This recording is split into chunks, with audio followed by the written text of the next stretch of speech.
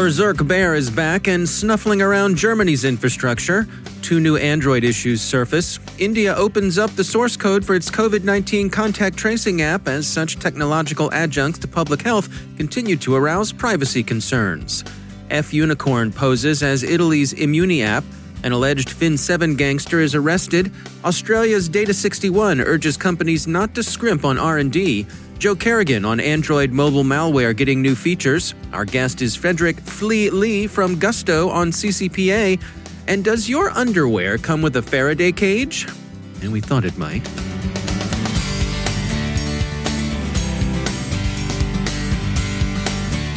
And now, a word from our sponsor, the University of San Diego.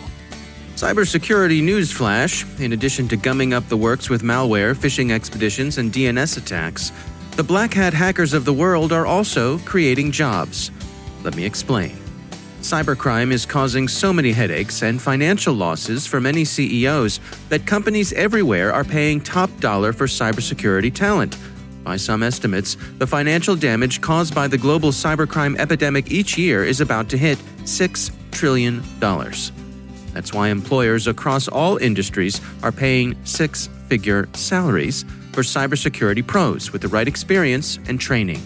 University of San Diego and its online cybersecurity engineering master's degree program are doing a lot of reporting on this. They also offer an outstanding online training program if you're interested in sharpening your skills to advance your career or to transition into cybersecurity. Connect with the team at sandiego.edu/cyberwire. Mention this podcast and they'll waive the fee to apply. That's sandiego.edu/cyberwire. And we thank the University of San Diego for sponsoring our show.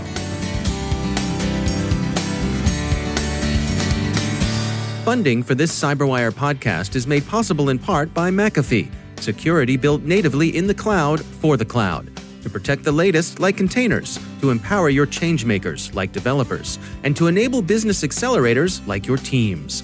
Cloud security that accelerates business. It's about time. Go to McAfee.com/time. From the CyberWire studios at Data Tribe, I'm Dave Bittner with your CyberWire summary for Wednesday, May 27th, 2020. Cyberscoop reports that German intelligence services have circulated an advisory warning that the Russian government threat group Berserk Bear is actively working against German industrial operations in the energy and water sectors. Berserk Bear was last mentioned in dispatches during 2018 when the U.S. government warned that Russian actors had been engaged in some preliminary reconnaissance of U.S. infrastructure. Tagesschau identifies the German intelligence services as the Federal Intelligence Service, BND, the Federal Office for the Protection of the Constitution, BFV, and the Federal Office for Information Security, BSI. The warning doesn't directly name the Russian government, but it prominently links as evidence to U.S. documents that do just that, so the intended attribution isn't seriously in question.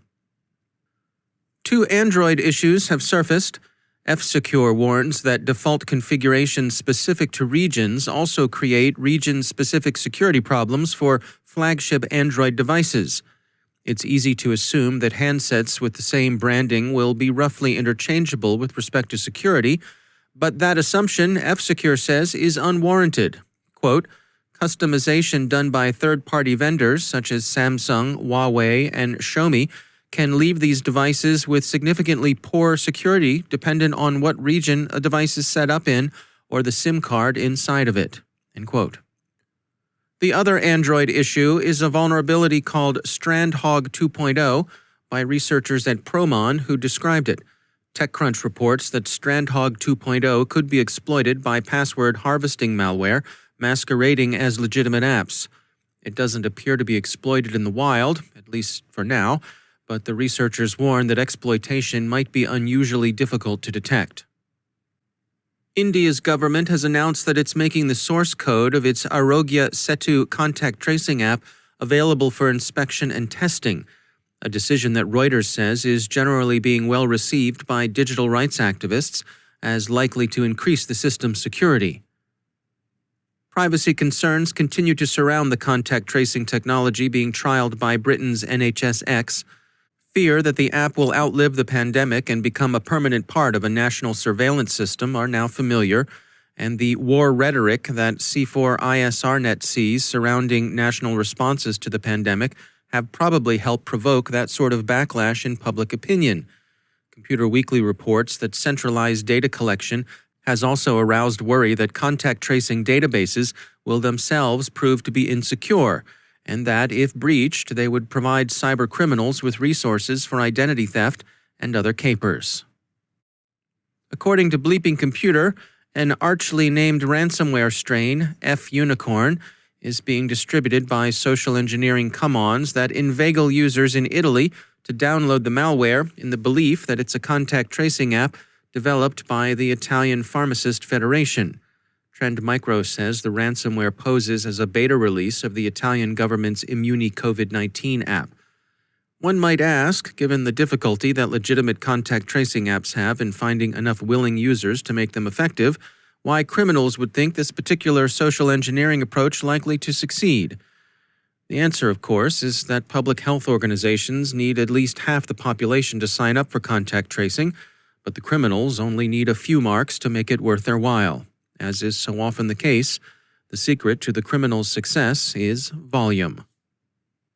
Score one for the feds. U.S. authorities, according to court documents unsealed late last week, have taken a leading member of the Fin 7 gang, an alleged leading member of the gang, we must note.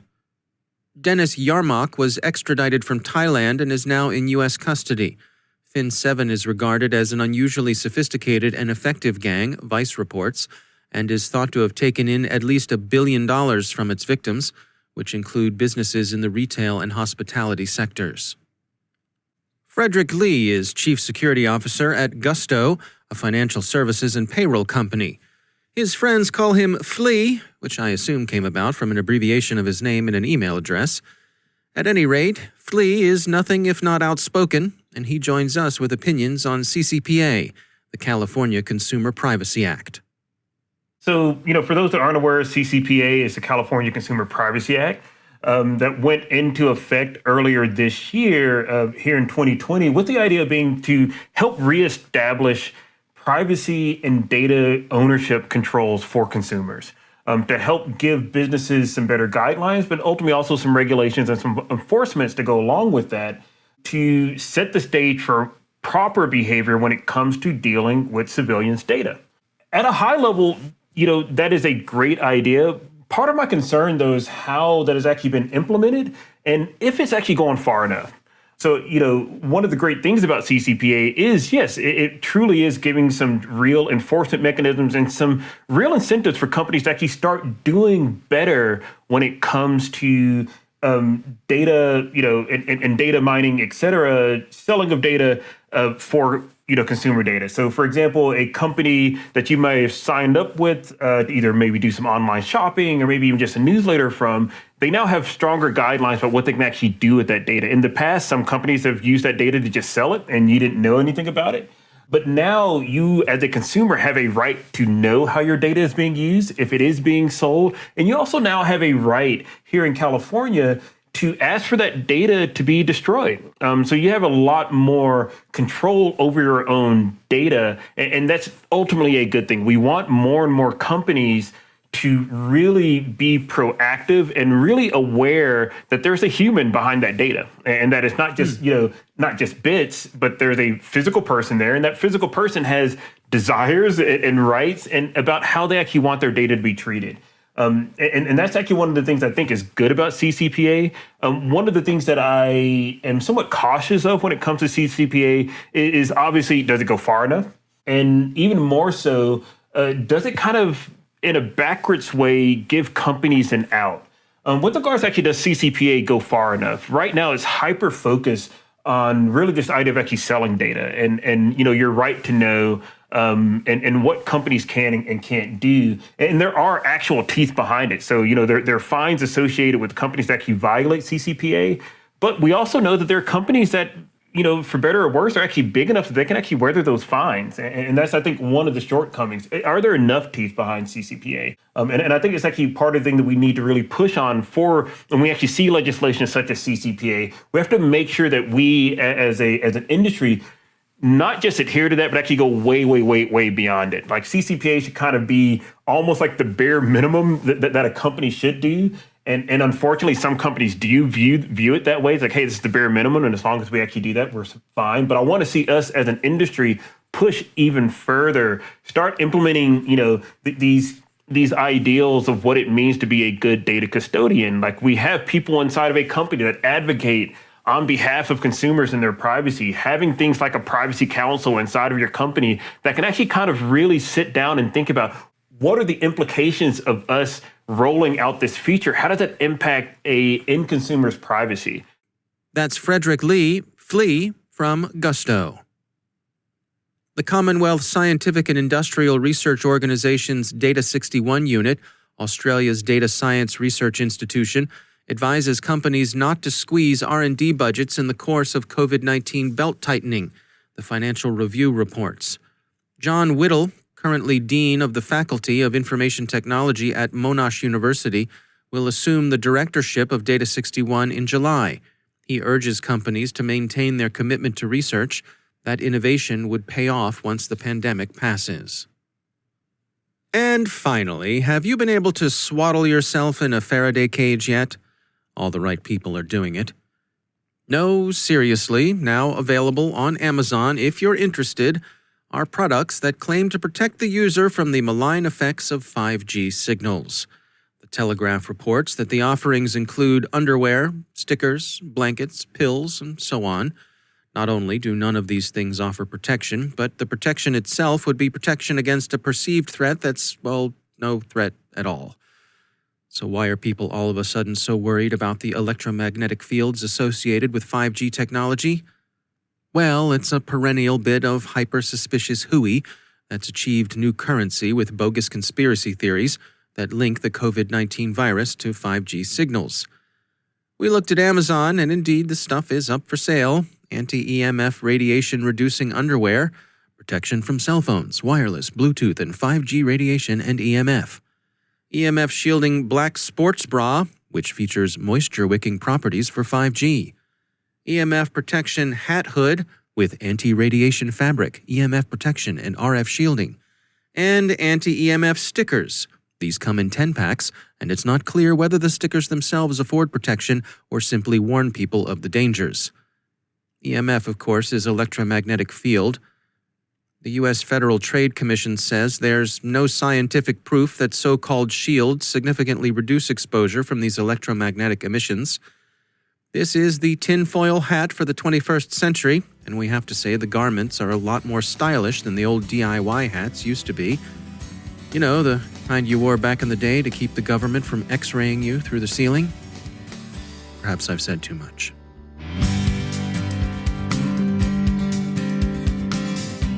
Hey everybody, Dave here. As you know, we've been fortunate to have built a pretty influential audience over the years. Security leaders across the globe trust us and depend on us every day to deliver the news and analysis they need to do their jobs.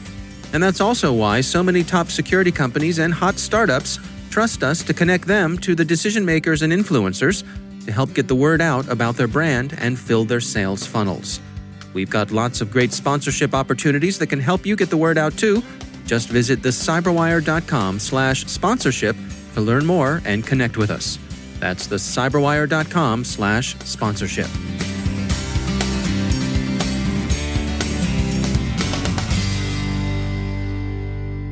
And joining me once again is Joe Kerrigan. He's from the Johns Hopkins University Information Security Institute and also my co-host over on the Hacking Humans podcast. Joe, always great to have you back. Hi, Dave. Got an interesting story came by. This is from the Bank Info Security website, and it's their botnet watch, and they're talking about the Anubis mobile malware getting some new features. What's going on here, Joe? Yeah, this is interesting. So Anubis is a banking Trojan that tries to collect your banking credentials, and it's pretty richly featured. Actually, it's got a very good command and control system. And of course, then it has a client that gets installed on Android devices. And there are lots of ways they try to get you to install this. Surprisingly, one of the big ways, and this is kind of a thorn in the side of Google, this article says, that these guys try to embed Anubis, the Trojan part, into what looks like a legitimate app in the App Store, in the Google Play Store. And Google has to go through and find these things. They obfuscate the code so that it's harder for Google to find it. So there's a chance that it could be in the Google Play Store, and Google's always, of course, looking for it. But then they also use third-party app stores and maybe even try to get you to install it via a phishing campaign. But there are some interesting features that already are included with this, and one of them was the Trend Micro noticed this last year, that if the Anubis malware sees that there's no data coming from the accelerometer, the motion sensor, then the device is probably a sandbox device, right?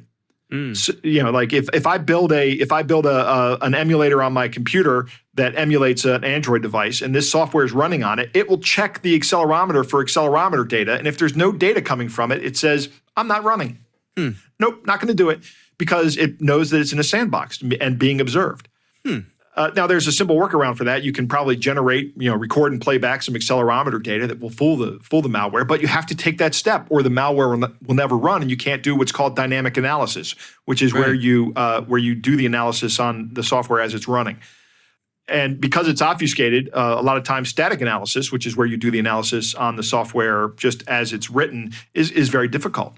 But one of the new features that they're saying in this article, and it's not out yet, but it's probably coming soon, is a feature that lets the malware operator know, or the malware know, when the user is looking at the device.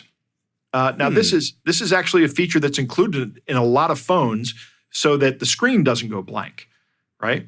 So the camera actually watches your face and sees that your eyes are looking at the phone. And if the camera sees that your eyes are looking at the phone will not shut the screen off. And this is a user feature.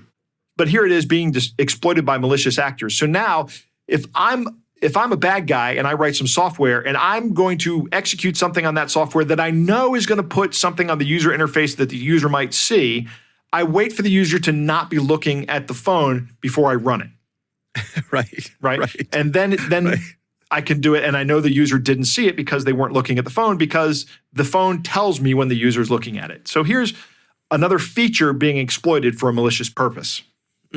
Yeah, I'm waiting for the feature when it can, do an electronic equivalent of throwing your voice, so it gets you to look the other way. Right. Look over here, right? So some sort of, audio acoustic illusion. So it sounds like it's dropping a fork or something behind you. So you look the other way, and then it does whatever it needs to do on the screen while you're looking away. I suppose, I don't know. I can imagine that being a coming feature. Yeah. Or the phone says, behind you. Right. Look out. Right. But how interesting that these features, I guess, that are available to any developer and a good thing, a valuable feature, but the bad guys can use them as well. Absolutely. Yep, that's correct. 100% correct. Anything, like I frequently say, I can use a hammer to build a house, or I can use a hammer to take a wall out maliciously. It's a tool. Do we have any sense for who's behind Anubis? There is, this article talks about rumors about a developer calling himself Maza-In, Maza-In. But the code has been released in an unobfuscated form. So there are multiple people probably out there developing it right now. Once you get the unobfuscated form, it's very easy to reverse engineer it back to code, and then you can start just maintaining it on your own. So we don't really know who's behind it. Rumor was that Maza-In was arrested by the Russian authorities. I don't know if that's true or not. I have no idea. But the code is still out there, and it is being developed, and it's probably being developed by multiple parties. Yeah. All right. So be aware of that one. Joe Kerrigan, thanks for joining us. It's my pleasure, Dave. And that's the CyberWire. For links to all of today's stories, check out our daily briefing at thecyberwire.com. And for professionals and cybersecurity leaders who want to stay abreast of this rapidly evolving field, sign up for CyberWire Pro. It'll save you time and keep you informed. Listen for us on your Alexa smart speaker, too. Thanks to all of our sponsors for making the CyberWire possible, especially our supporting sponsor, Observit, a Proofpoint company and the leading insider threat management platform. Learn more at observit.com. The CyberWire podcast is proudly produced in Maryland out of the startup studios of Data Tribe, where they're co-building the next generation of cybersecurity teams and technologies. Our amazing CyberWire team is Elliot Peltzman, Haru Prakash, Stefan Vaziri, Kelsey Bond, Tim Nodar, Joe Kerrigan, Harold Terrio, Ben Yellen, Nick Valecki, Gina Johnson, Bennett Moe, Chris Russell, John Petrick, Jennifer Iben, Rick Howard, Peter Kilpie. I'm Dave Bittner. Thanks for listening. We'll see you back here tomorrow.